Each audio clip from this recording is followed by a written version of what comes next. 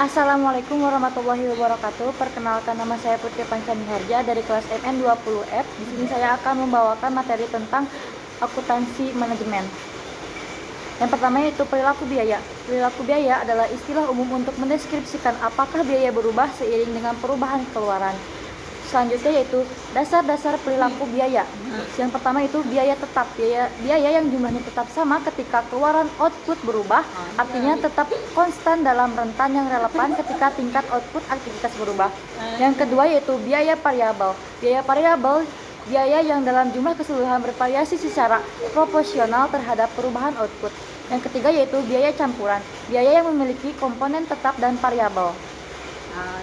Selanjutnya yaitu klasifikasi biaya sesuai dengan perilakunya. Yang pertama yaitu batasan waktu. Menurut ilmu ekonomi, dalam jangka panjang long run, semua biaya adalah variabel. Dalam jangka pendek, paling tidak satu biaya adalah tetap. Yang kedua yaitu sumber daya dan ukuran keluaran. Setiap aktivitas memerlukan sumber daya untuk menyelesaikan tugas yang harus dilakukan.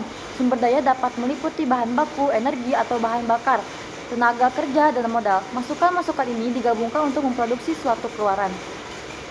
Yang selanjutnya yaitu model perilaku biaya. Model perilaku biaya merupakan masukan berupa bahan baku, energi, tenaga kerja, dan modal yang digabungkan untuk memproduksikan suatu keluaran. Dan materi selanjutnya yaitu metode pemisahan biaya campuran. Yang pertama yaitu metode tinggi rendah, suatu metode untuk menentukan persamaan suatu garis lurus dengan terlebih dahulu memilih dua titik tinggi dan rendah yang akan digunakan untuk menghitung parameter perpotongan dan kemiringan. Yang ketiga yaitu metode scatter plot, adalah suatu metode penentuan persamaan suatu garis dengan menggambarkan data dalam suatu grafik. Yang selanjutnya yaitu metode kuadrat terkecil. Metode kuadrat terkecil mengkuadratkan setiap divisi dan menjumlahkan divisi yang dia kuadratkan tersebut sebagai ukuran kedekatan keseluruhan. Yang selanjutnya yaitu penggunaan program regresi. Program regresi spreadsheet menyediakan lebih dari sekedar perkiraan koefisien. Program ini menyediakan informasi yang dapat digunakan untuk melihat kemungkinan persamaan biaya yang dapat dipercaya. Yang selanjutnya yaitu penilaian manajerial.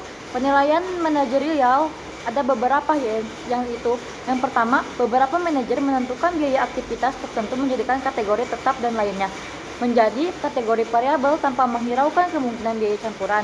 Yang kedua yaitu manajemen mengidentifikasi biaya campuran dan membagi biaya tersebut ke dalam komponen tetap dan variabel. Yang ketiga yaitu manajemen menggunakan pengalaman dan pertimbangan mereka untuk memperbaiki hasil estimasi statistik.